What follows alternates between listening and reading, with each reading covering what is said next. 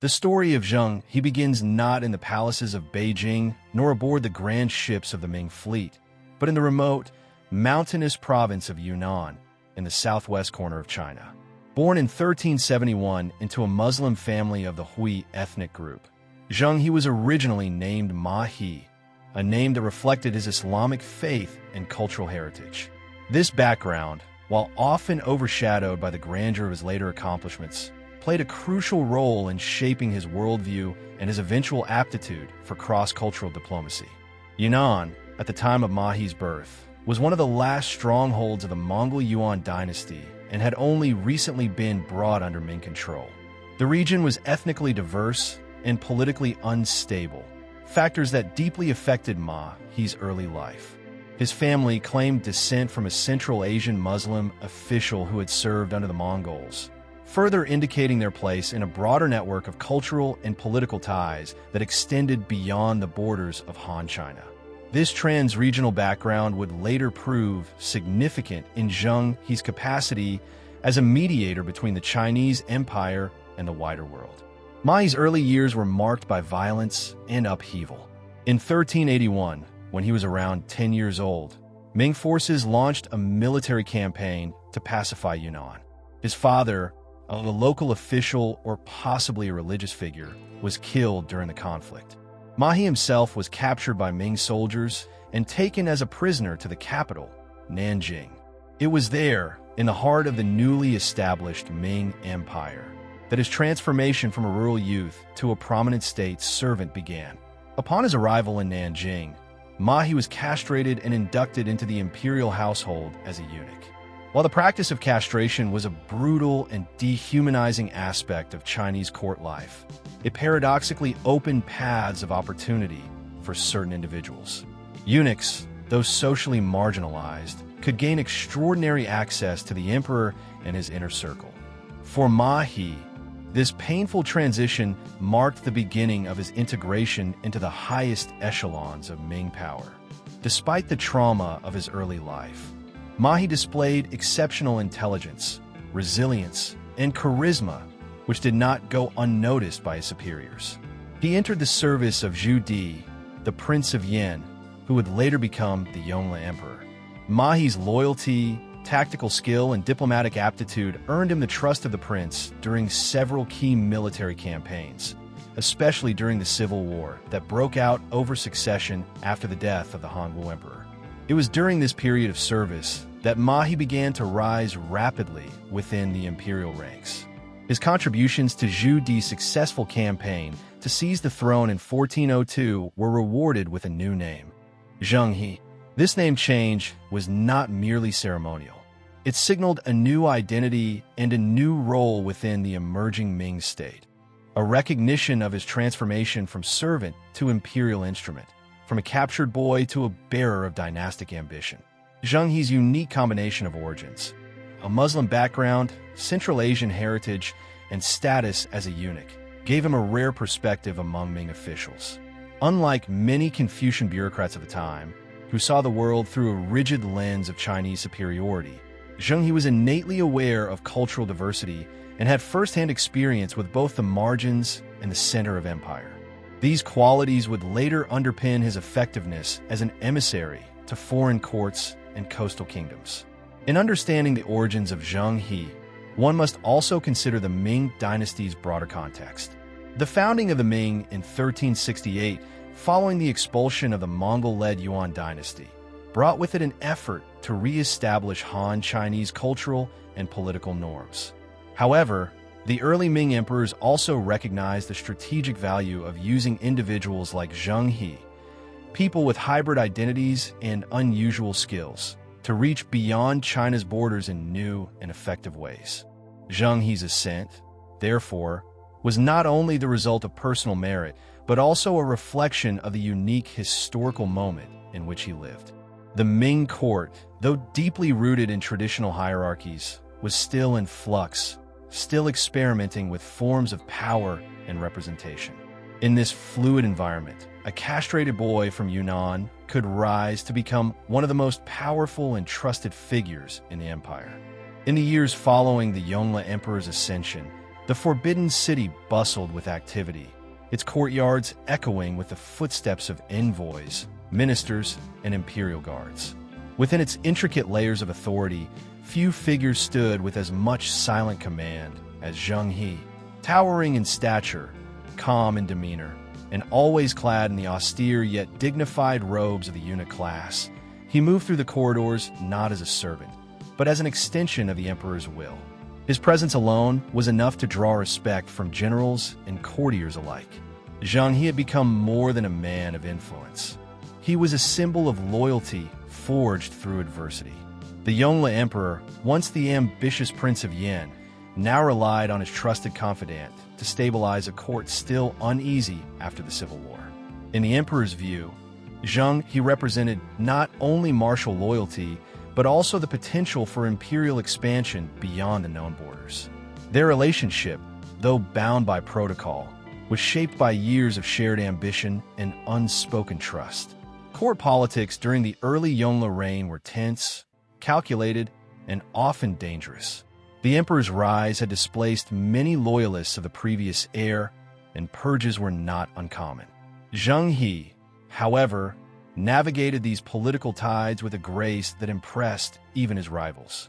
He rarely spoke more than necessary in public, and avoided open conflict with Confucian bureaucrats who disapproved of eunuch influence.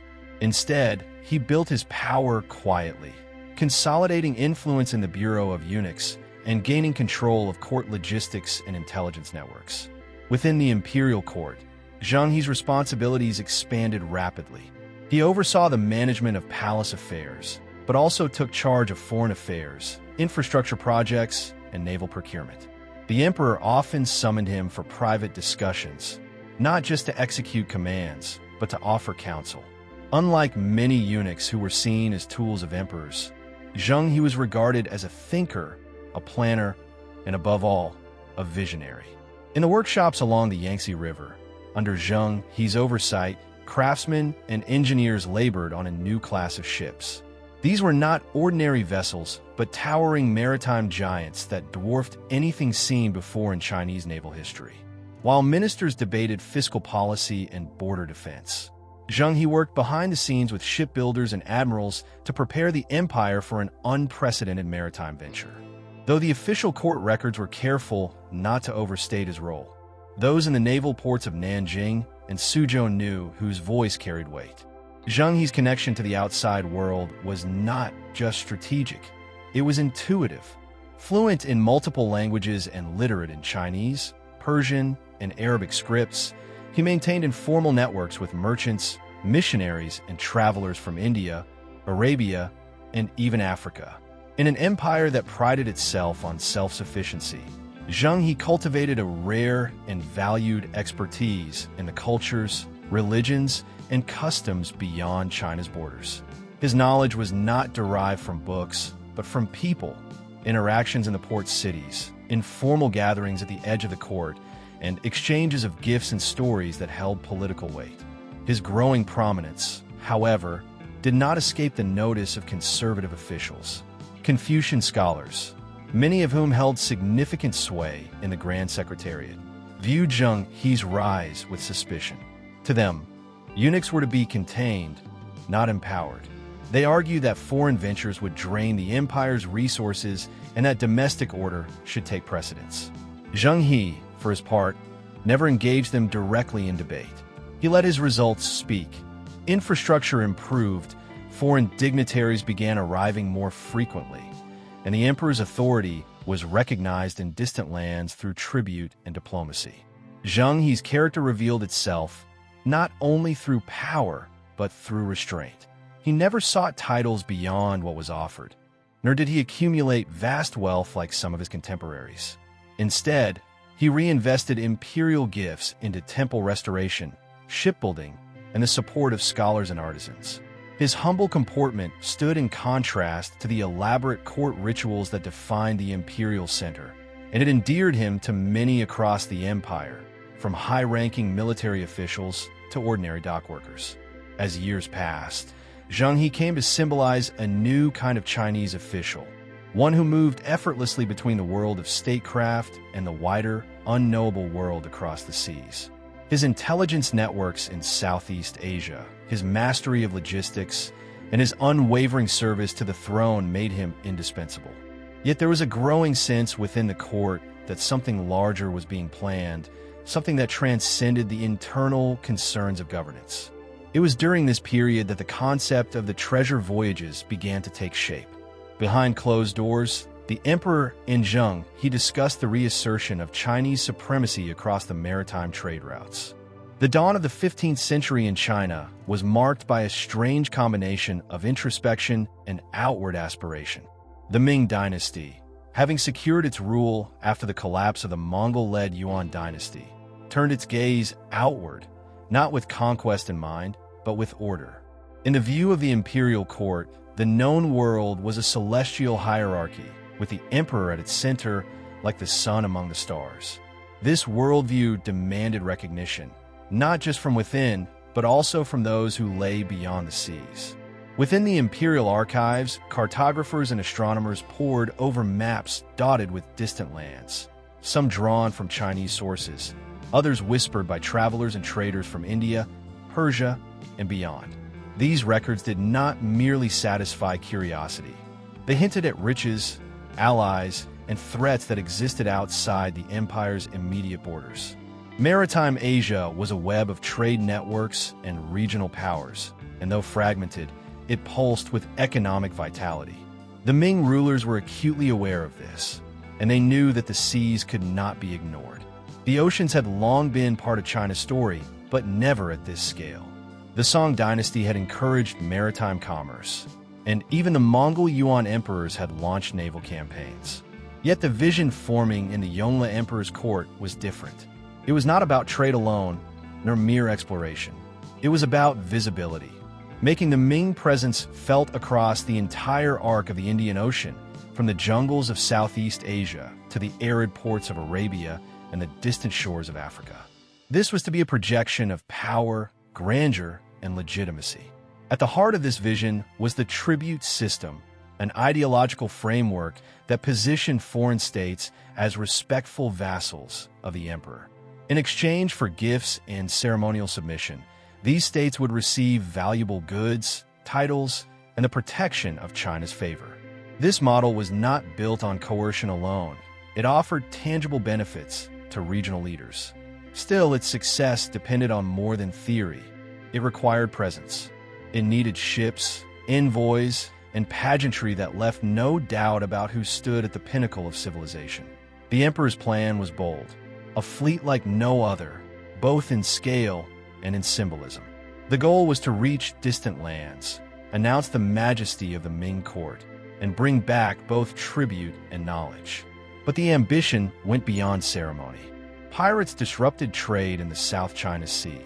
Rival states like the Majapahit Empire in Java and the Ayutthaya Kingdom in Siam competed for dominance. Establishing Chinese authority at sea would stabilize these volatile waters and secure the empire's trading interests. The court's naval engineers, summoned from distant provinces, were tasked with constructing ships of immense size and complexity. These vessels, many surpassing 100 meters in length, would later be known as the treasure ships, floating palaces made of fur and teak, reinforced with iron nails, and equipped with multiple decks and watertight compartments. They were to carry silks, porcelains, lacquerware, and jade, gifts intended to awe and persuade foreign rulers. Naval arsenals in Nanjing and Longjiang became sites of feverish activity. Sails were stitched from layers of canvas and bamboo, rudders carved to withstand oceanic currents. Artisans created intricate carvings of dragons and phoenixes for the ship's prows, while scribes prepared edicts and scrolls to be presented abroad.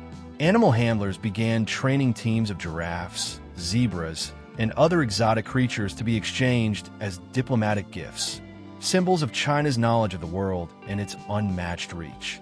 While generals and scholars debated the wisdom of such costly undertakings, the emperor pressed forward with quiet resolve. He viewed maritime diplomacy not as a distraction, but as an extension of the state's civilizing mission. His goal was not the permanent occupation of foreign lands, but their alignment under a shared order.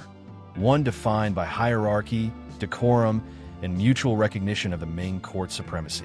The population at large remained mostly unaware of the scale of the endeavor. In coastal towns, rumors circulated about the armada being built, and local traders speculated about its implications. But few could imagine the true magnitude of what was being prepared.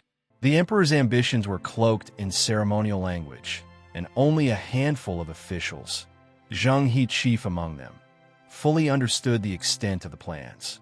The year was 1405 when the waters of the Yangtze River stirred with an unprecedented force. Moored in tight formation near the port city of Nanjing was a fleet so vast and meticulously arranged that it appeared more like a floating city than a naval expedition. Over 300 ships rocked gently under the sky, their hulls freshly tarred, sails coiled and ready. From their towering decks, the red and gold banners of the Ming Empire fluttered in the breeze like dragons preparing to take flight. At the helm of this fleet stood ZHENG He, whose calm gaze scanned the horizon with both reverence and resolve. The fleet scale was staggering. The Baochuan, or treasure ships, were the pride of the armada. With 9 masts and multiple decks, each ship was capable of carrying hundreds of men, animals, cargo, and weaponry.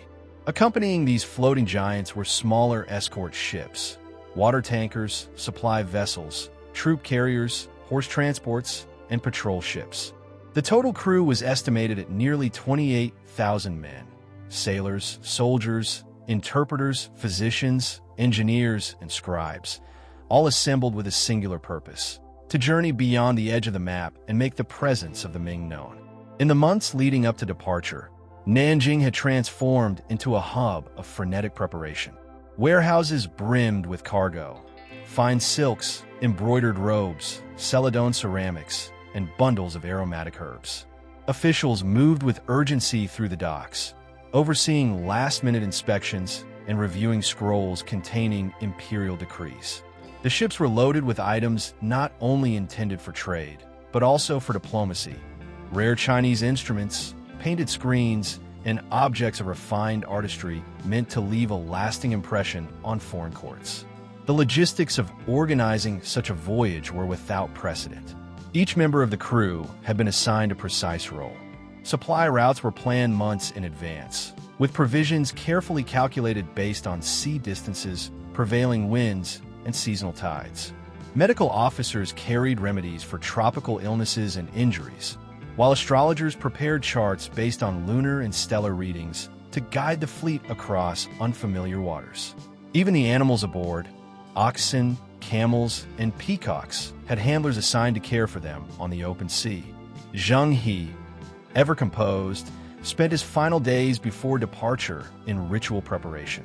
As was customary for one of his religious background, he visited both Buddhist temples and Islamic mosques, offering incense and prayers for safe passage. While he answered to the emperor, he also understood that the sea answered to no man. The journey ahead would test not only his skills as a commander, but his ability to maintain harmony within a vast and diverse crew, each man carrying his own hopes, fears, and sense of duty. The departure itself was a moment of awe. As drums thundered and horns echoed across the harbor, the fleet began its slow procession down the Yangtze River and out into the South China Sea. Citizens lined the riverbanks, waving banners and burning incense. Sailors shouted commands from ship to ship, rigging sails and adjusting rudders. The treasure ships moved like great whales through the water, steady and deliberate. The spectacle was not only a demonstration of power, it was a declaration of intent. The fleet's initial destination was Campa, located in what is now central Vietnam. There, ZHENG He was to deliver imperial letters of goodwill and establish formal relations. As the ships approached the coast, locals gathered at the shore in wonder. Few had seen such massive vessels, and fewer still had encountered an armada flying the crimson seal of the Ming court. ZHENG He came ashore with a carefully selected delegation, dressed in formal robes, bearing silk-covered documents, and gifts of jade and porcelain. From Campa, the fleet continued to ports along the Malay Peninsula, stopping at Malacca, a rising power in maritime trade. Zheng He's appearance there was not merely diplomatic, it was strategic. Malacca controlled the narrow straits through which all shipping between China and India passed. Establishing cordial relations with its rulers would secure safe passage for future expeditions and ensure Chinese influence in one of the most vital arteries of the ocean trade network. Every encounter along the route followed a choreography of ritual and spectacle. Zheng He understood the importance of ceremony, how the procession of gifts, the use of interpreters, the disciplined formation of his men, and the grandeur of the fleet itself worked together to communicate the wealth and refinement of the Ming. Yet behind this display was always the quiet readiness of his troops, the carefully stored weapons, and the knowledge that force, while not the mission, remained an option. As the fleet pushed westward towards Ceylon and the Indian subcontinent, the voyage took on an air of solemnity. The sea had grown deeper and less forgiving. Storms lashed at the sails. Disease crept among the lower decks. But the discipline instilled by Zheng He never wavered.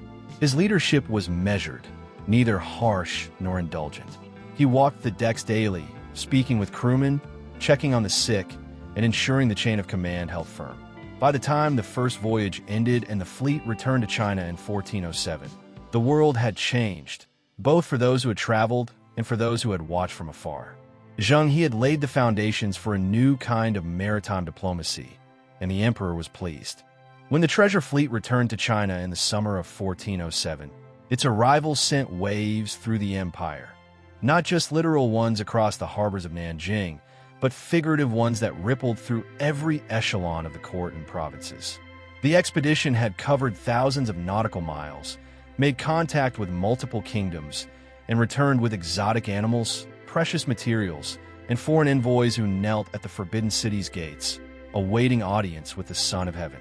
The voyage had not merely succeeded, it had rewritten the very concept of Ming presence abroad. The fleet's return was met with grand ceremony. Musicians, dancers, and civil officials lined the streets from the river port to the imperial palace. Imperial censors read aloud reports from the voyage, carefully noting each diplomatic achievement and the tribute received.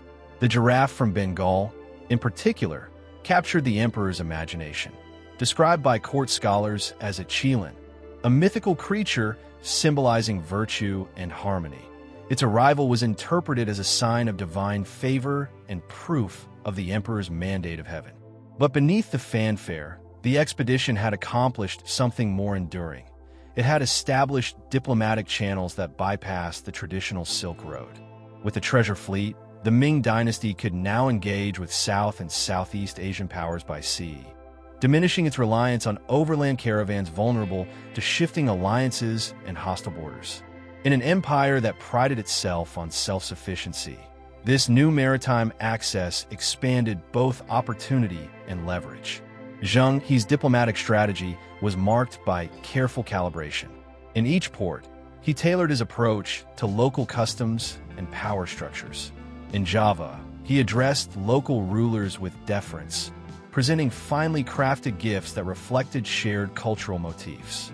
In India, his delegation engaged with Muslim sultans in Persian, offering them scrolls that referenced a common reverence for celestial order and righteous kingship. Rather than assert dominance, Zheng He constructed an image of China as a magnanimous power, strong but benevolent, distant yet attentive. Back at court, these diplomatic nuances became tools for internal governance. The emperor used the success of the voyage to silence dissent among officials who had questioned the cost of the expedition.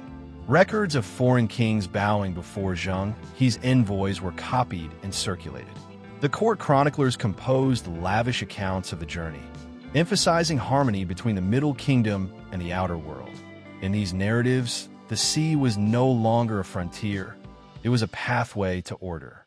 The foreign envoys who accompanied the fleet's return were received with formal pageantry. Each was granted an audience with the emperor, during which they presented tribute and ceremonial gifts. In return, they received silk garments, gold seals, and imperial patents affirming their status as vassals of the Ming. These tokens, though symbolic, carried immense weight. back in their own courts. These rulers could now claim a relationship with the most powerful empire in the East, thereby enhancing their prestige and consolidating their rule. Meanwhile, the news of the fleet's exploits spread along the coasts of the Indian Ocean like wildfire. Merchants in the bazaars of Calicut and Hormuz began to speak of Chinese ships so large they blotted out the sun, of an admiral whose calm voice could halt quarrels between rival sultans. In Malacca, newly empowered by its alliance with the Ming, rulers tightened their grip on regional trade routes. Smaller polities, seeking protection or favor, began sending their own embassies to China. The geopolitical map of maritime Asia began to shift, no longer shaped solely by regional rivalries, but now influenced by the distant empire of the Dragon Throne. For ZHENG He himself, the success of the first voyage marked a quiet triumph. He did not revel in accolades, nor did he use his elevated status to accumulate wealth or political power. Instead, he returned to Nanjing and resumed his work with a renewed sense of purpose. He ordered repairs and upgrades to several of the ships, consulted with cartographers to refine the fleet's charts, and began laying the groundwork for future expeditions. The sea, once an unknown domain, had become a familiar challenge, one he was eager to face again. The emperor, pleased with the outcome, commissioned a second voyage before the first had fully faded from public memory. Yet this time, the objectives would expand. The next expedition would push deeper into the Indian Ocean, reaching new kingdoms and solidifying Chinese influence further west. The treasure fleet would not merely return. It would continue its mission, sailing farther, seeing more, and carrying the name of the Ming beyond anything previously imagined. With the first expedition hailed as a triumph, it was only a matter of time before the Ming court prepared for a second journey across the seas. Unlike the initial voyage, which had set a foundation of diplomacy, the second and third voyages would delve deeper into international affairs, stretching farther west and encountering regions less familiar with the power of the Middle Kingdom. These new missions were not just reiterations, they were expansions both in distance and in intent. In the winter of 1407, just months after the fleet's return, imperial directives were issued to reassemble and reinforce the armada. New vessels were added to the original fleet, and older ones were retrofitted with stronger hulls and updated navigation instruments. The docks of Nanjing once again roared with the sound of hammers, the bustle of laborers, and the smell of resin and tar. This time, the fleet's logistical scope was broader. More translators were recruited, more scribes employed, and a larger contingent of Marines embedded into the expedition's ranks. The second voyage began in 1408, charting a path similar to the first but with keener purpose. As the fleet returned to ports in Southeast Asia, Kampa, Java, and Malacca, the tone had changed. The treasure fleet was no longer a curiosity. It was a known force, greeted with guarded respect and subtle negotiation. Rulers were eager to reaffirm alliances, but some now brought demands or grievances. One such confrontation occurred in Sumatra, where internal conflict had flared into civil war. ZHENG He, careful to remain neutral, nonetheless played the role of mediator, calming tensions and ensuring the port remained open for Chinese interests. The third voyage, launched in 1409, pressed even farther westward. For the first time, ZHENG He's ships reached the southern coast of India with the deliberate aim of engaging the powerful Zamorine of Calicut. This kingdom, positioned at a critical crossroads of the Indian Ocean trade, was a vital link in the supply of spices, jewels, and incense, luxuries that had long enchanted Chinese artisans and aristocrats. The reception was grand. Fireworks were lit on the shore, and elephants adorned in gold and scarlet stood at attention as ZHENG He disembarked. Here, diplomacy was formalized into partnership. The admiral's presence in Calicut also served a strategic goal. The region was a chessboard of rivalries between Indian rulers, Arab traders, and new Persian interests. ZHENG He's gifts to the Zamorine included precision-crafted timepieces, imperial banners, and ceremonial robes bearing the insignia of the Ming court. In return, he accepted tribute of precious stones, rare spices, and even a trained cheetah. More than exchange, this was diplomacy through spectacle.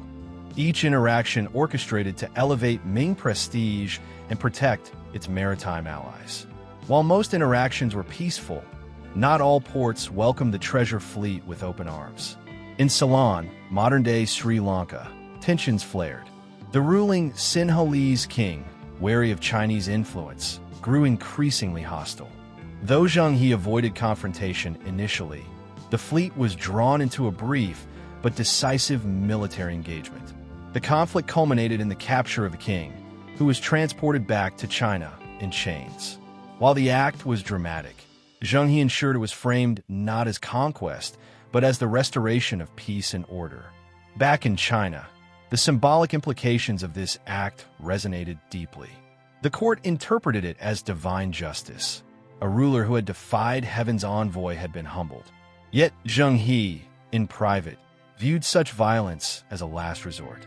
His true strength lay not in war, but in persuasion, his ability to command respect through ritual, discipline, and presence rather than bloodshed. Nevertheless, the episode demonstrated that the treasure fleet was not merely a ceremonial endeavor. It was capable of swift and deliberate action when challenged. Throughout the second and third voyages, ZHENG He and his fleet also gathered intelligence. Not in the sense of espionage, but through observation, tracking monsoon patterns, studying regional economies, and collecting data on political shifts across the coasts. Core geographers back home received meticulous reports detailing terrain, sea routes, and port facilities. These records would eventually inform not only the logistics of future voyages, but also China's broader understanding of its neighbors. A lesser-known aspect of these voyages was their cultural exchange. Alongside goods and diplomacy, the fleet carried scholars, artists, and calligraphers who engaged with local traditions. In some ports, Chinese painters sketched foreign architecture. In others, physicians exchanged knowledge of herbal remedies. Musicians recorded local melodies, and engineers observed new tools of navigation. These interactions, though often overlooked in official chronicles, created a subtle web of cultural influence that endured for generations. As the third voyage drew to a close, ZHENG He once again led the fleet home through shifting tides and uncertain weather. The journey back was slower, laden with foreign envoys, exotic creatures, and cargo from a dozen nations.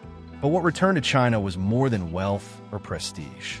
As the fourth voyage set sail in 1413, the treasure fleet entered a new phase in its maritime legacy, one defined not by familiarity, but by bold expansion.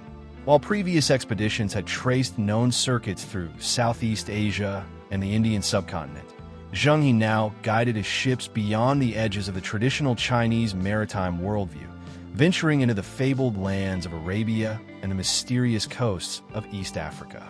The air aboard the ships was thick with anticipation, for the journey ahead would carry them to realms spoken of in poems, but scarcely understood by the cartographers of the Middle Kingdom.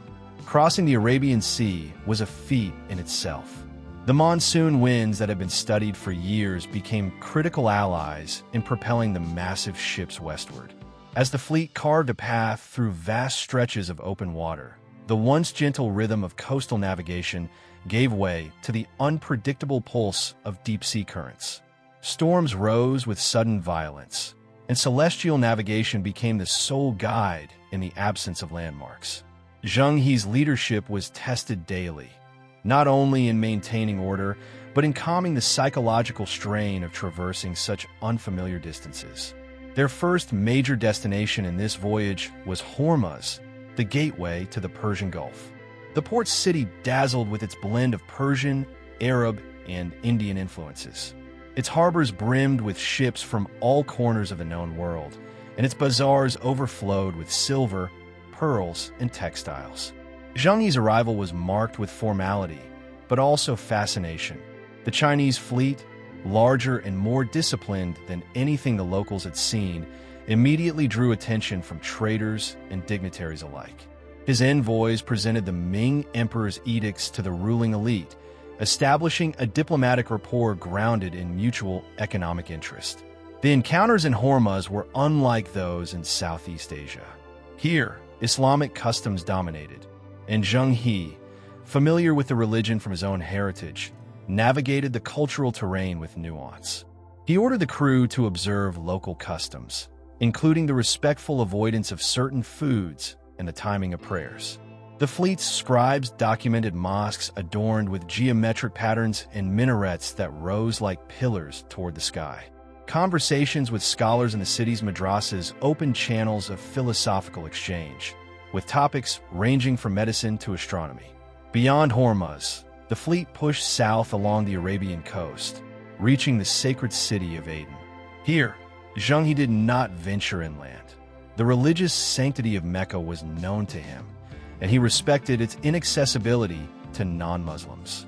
However, the surrounding ports welcomed his delegation. Arabian horses, highly prized in the Chinese court, were loaded onto ships as tribute. In return, fine silks and lacquerware were distributed among the local rulers. It was a moment of quiet diplomacy, rich with symbolic exchange and mutual curiosity. Perhaps the most remarkable segment of these voyages came as the fleet turned southwest, hugging the rim of the Horn of Africa and making landfall along the Swahili coast. The cities of Mogadishu and Malindi, vibrant with trade and culture, opened new vistas for the Chinese. Unlike the densely populated cities of Asia, these African ports were smaller but no less complex. Their societies blended indigenous traditions with Islamic, Arab, and Persian elements, creating a hybrid culture reflected in their architecture, attire, and maritime craft. The reception in these African ports was unexpectedly warm. ZHENG He was greeted by leaders adorned in embroidered robes, who welcomed the chance to trade with a distant but clearly powerful empire. Giraffes, zebras, and ostriches, creatures unknown in China, were offered as gifts. These animals, carefully tended by handlers aboard the fleet, would later become living symbols of the voyage's success and the diversity of the world beyond China's borders. The African coast also held scientific fascination. Chinese cartographers mapped its contours, noting the red sands of the inland deserts and the peculiar movement of ocean currents along its shorelines. The fleet's herbalists collected samples of local flora, intrigued by their medicinal potential.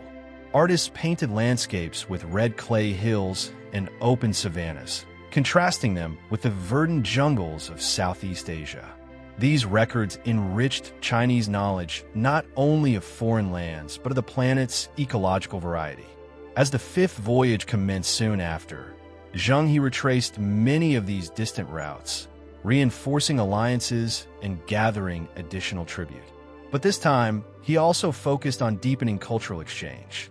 Buddhist scriptures were shared with Islamic scholars. Chinese engineers examined water wheel designs used in Arabian agriculture, and joint musical performances echoed through the halls of temporary pavilions set up on foreign shores. The treasure fleet was no longer simply a diplomatic envoy. It had become a vessel of mutual learning. As the treasure fleet grew in scale and ambition, so too did the undercurrents of dissent back home. While ZHENG He and his armada extended China's influence to distant shores, the imperial court in Beijing was undergoing subtle but significant transformations. The Yongle Emperor, once the fleet's most fervent patron, was aging. His health waned, and with it, his ability to suppress competing factions within the bureaucracy. Among those factions, a powerful conservative movement began to coalesce, one that viewed the voyages not as grand diplomacy, but as unnecessary extravagance. This growing opposition was rooted in ideological belief as much as in fiscal pragmatism. The Confucian scholars, long wary of merchants and maritime adventuring, argued that true virtue lay in inward refinement and social order, not in foreign conquests or exotic animals. They questioned the enormous expenses incurred by the fleet, resources that, in their view, would have been better spent on fortifying China's borders, improving the granaries, and funding the civil service examinations. Maritime exploration, they claimed, distracted the empire from its true moral compass. ZHENG He, though respected for his loyalty and accomplishments, found himself increasingly entangled in these debates. Each voyage required fresh imperial edicts, renewed resources, and elaborate preparations, all of which became more difficult to secure. Requests for new ships were met with hesitation. Supply routes, once smoothly coordinated, now required tedious approval through layers of skeptical officials. The admiral, ever dignified, did not openly challenge these constraints, but he understood the shifting mood of the court. The sixth voyage, launched in 1421, bore the weight of this political uncertainty. Though still expansive, it was noticeably more restrained in its reach and ambition. ZHENG He visited familiar ports, reaffirmed diplomatic ties, and collected tribute. But the ceremonial splendor that had once accompanied each docking felt somewhat dimmed. In some places, fewer gifts were exchanged. In others, the local rulers sensed the fleet's diminished authority and treated the envoys with more guarded diplomacy. The grandeur of the past lingered, but the momentum had slowed. During this time, an ominous development unfolded in the northern provinces. Mongol incursions along the frontier began to increase in frequency and intensity. Panic spread through court circles, and many officials used the threat to further undermine the naval expeditions. "What use are ships?" they argued, "when horsemen gallop at our gates?" The emperor, though still favoring maritime outreach, was forced to divide his attention. Defensive infrastructure, including the rebuilding of the Great Wall, began to siphon resources once reserved for exploration. Despite these pressures, ZHENG He remained steadfast in his duties. Between voyages, he continued to manage port facilities, oversee the maintenance of the fleet, and train new officers. He convened with cartographers, updated nautical charts, and corresponded with envoys still residing in foreign courts. His belief in the importance of international engagement did not falter. Yet privately, he could sense the curtain beginning to fall. The empire that had once looked outward with confidence was beginning to retreat into itself. By 1424, a turning point arrived. The Yongle emperor died suddenly, and with his passing, the political winds shifted dramatically. His successor, the Hongxi emperor, was less enamored with foreign diplomacy and far more concerned with internal affairs. One of his first actions was to suspend all further treasure voyages. Shipyards went quiet. Diplomatic missions were recalled. The vast naval infrastructure, so carefully cultivated over the previous 2 decades, was left in stasis. ZHENG He, though not dismissed, was effectively grounded. This pause in maritime activity marked a critical inflection in the story of the Ming. It was not a moment of failure, but one of introspection. Without fanfare, the great ships of the fleet were moored and sealed, their towering masts casting long shadows over quiet harbors.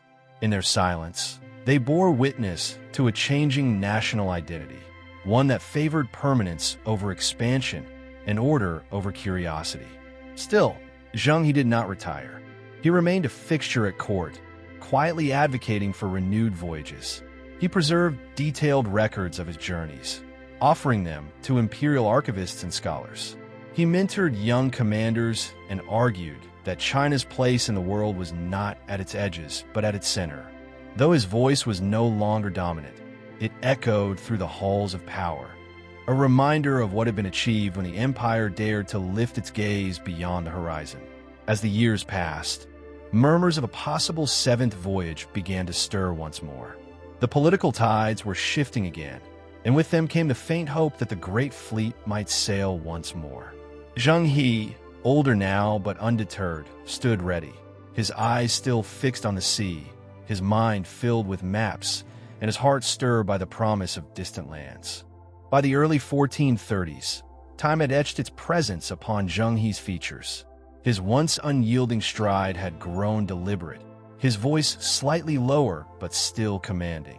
The long years of sailing, court diplomacy, and the burdens of leadership had left their mark, yet the admiral remained a figure of immense dignity and resolve. When imperial orders finally came down approving a 7th voyage, ZHENG He, now well into his 60s, did not hesitate. For him, The sea was not just a path to foreign lands. It was a sacred mirror reflecting the arc of his life and the breadth of the empire's aspirations. The context of this final journey was unlike any before. The new emperor, the Xuande Emperor, had restored some favor to maritime policy, if only temporarily. However, the court was cautious. This voyage would not be as grand or wide-ranging as the early expeditions. The ships were fewer in number, the fleet more compact. The mission, officially, was to reaffirm diplomatic ties and announce the new emperor's ascension to foreign rulers. But for ZHENG HE, it was a deeper undertaking, an act of legacy, perhaps even closure. The departure from Nanjing in 1431 was quieter than in years past. Gone were the crowds lining the harbor in awe, the processions of musicians and dancers that once accompanied each launch. What remained was the steady rhythm of sailors preparing for the sea, the flutter of silk banners against the morning mist, and the silent determination in the admiral's eyes. He stood at the bow of his flagship, his hands resting lightly on the rail, his gaze fixed on the horizon, unchanged, unflinching. As the fleet made its way through familiar waters, ZHENG He noted the subtle transformations of the ports they visited. In Palembang, younger rulers had taken power, eager but less reverent. In Calicut, trade had become more competitive, with Arab merchants asserting greater dominance. In Malacca, the Chinese presence had waned slightly, replaced by shifting alliances and local rivalries. The world had not stood still during China's maritime pause, and ZHENG He observed these changes with a contemplative silence. Though physically weaker than in earlier voyages, the admiral maintained a relentless schedule. He presided over ceremonies, reviewed tribute items, and met with foreign dignitaries, each interaction carefully documented by his scribes. In private moments aboard the ship, he pored over old logs, updating charts, and annotating journals. His quarters became a floating archive, rich with maps, correspondence, and relics from previous journeys. These were not just records of geography. They were testaments to diplomacy, culture, and memory. Beyond the duties of state, this voyage carried a deeply spiritual tone. ZHENG He commissioned the construction of temples and shrines at several ports, often dedicating them to Tianfei, the celestial empress and protector of sailors. He led offerings beneath moonlit skies, his prayers whispered in the presence of ocean winds. Among his crew were monks, scholars, and artists who joined him in meditation, sketching sacred symbols into the salt-worn pages of their journals. For ZHENG He, the ocean had always been sacred. On this final journey, he treated it as hallowed ground. The fleet reached Hormuz once more, and ZHENG He revisited old acquaintances, though many had passed on or moved from power. The welcome was warm, but subdued. Time, it seemed, had weathered all. Still, the exchange of gifts continued. Rare gems, porcelain, and silk for Arabian incense, spices, and precious horses. There were no new treaties or conquests, only the reaffirmation of a connection that had endured beyond politics and borders. From there, the fleet pushed south again toward the Swahili coast. In Malindi, ZHENG He received a giraffe, another majestic offering for the emperor, but this time, the creature held a different meaning. Where once it had symbolized wonder and imperial reach, it now served as a gentle reminder of life cycles, of things once seen and now seen again under the lens of memory. ZHENG He watched the animal with quiet fascination, his expression unreadable. But even the ocean cannot hold back the weight of mortality. Somewhere along the return route, likely in Calicut or en route through the Indian Ocean, ZHENG He fell ill. The toll of years, hardship, and constant motion had finally reached its limit. According to some accounts, he died at sea. Others suggest he was buried in a foreign port with full honors. Wherever his final breath was drawn, it was under the watch of the waves he had so often commanded. His body may have found rest in a distant land, but his spirit remained, forever part of the waters that had carried him across the known world. Long after ZHENG He's final voyage slipped into the mists of history, his memory lingered.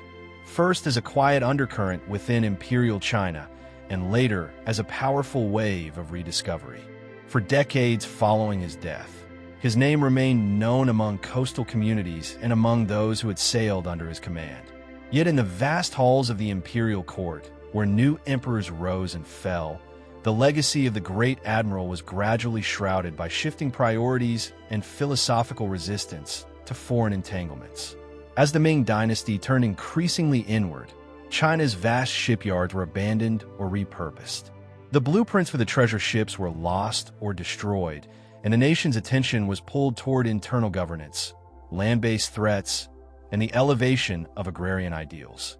The official records of the voyages were edited or left incomplete, and Zheng He's bold seafaring era became a subject of quiet curiosity rather than state celebration. The waters he once crossed freely became boundaries again, lines of division rather than bridges of unity. Yet Zheng He's legacy never vanished entirely. In the southern ports of China, Quanzhou, Guangzhou, Nanjing, shrines dedicated to him continued to receive incense and prayers. To the sailors who had heard stories of his calm in the face of storms, he became a mythic protector. Local legends emerged, blending fact with reverence. In some versions, he had the power to calm the seas. In others, he had visited hidden kingdoms deep in the heart of Africa, or even returned from the dead to guide lost vessels home. Beyond China's shores, traces of his passage lived on in subtler ways. In parts of Southeast Asia, oral traditions spoke of a tall, gentle envoy from the east who came bearing silks and strange beasts. In Sri Lanka, his name endured in inscriptions and temple offerings. On the Swahili coast, artifacts of Chinese origin, porcelain shards, coins, and bronze mirrors were buried in the sands, waiting to be unearthed centuries later by curious hands and careful brushes. The ocean, it seemed, had preserved his presence even as time erased the maps. Centuries passed, dynasties rose and fell, and the world entered new eras of exploration led by European powers. As Spanish and Portuguese fleets carved out maritime empires, historians in the West remained largely unaware that a Chinese fleet had once sailed farther and grander, decades before Columbus glimpsed the Americas. The silence surrounding Zheng He was not born of failure, but of a deliberate turning away, a decision by his homeland to look inward, not outward. It was not until the 20th century that Zheng He's story began to resurface in earnest. As China underwent waves of reform, revolution, and introspection, scholars and archaeologists rediscovered ancient logs, ship remains, and forgotten monuments.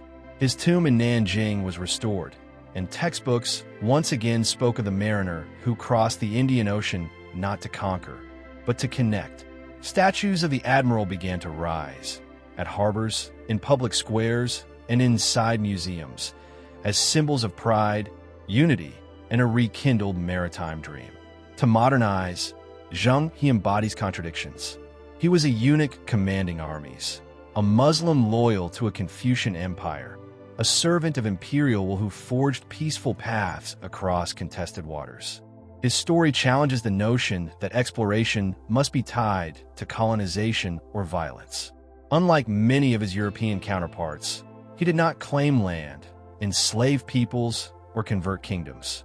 Instead, he brought letters, gifts, and the hand of friendship, tempered by the strength of steel when needed, but guided by a compass of diplomacy.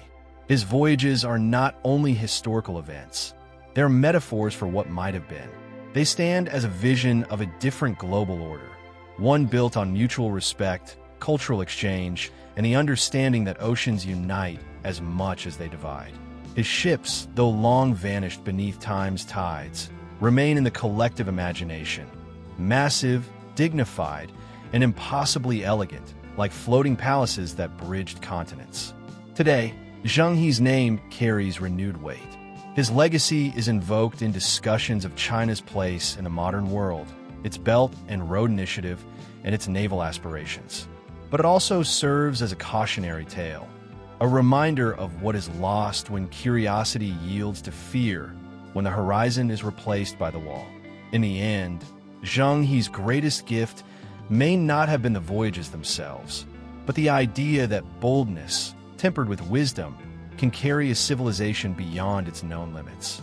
And so, as the waves continue to roll across the Indian Ocean, as cargo ships trace routes once marked by silk sails, and as generations rediscover the stories once half forgotten, the spirit of ZHENG He sails still, an admiral of peace, a voyager of vision, and a legacy too vast to be anchored to any single shore.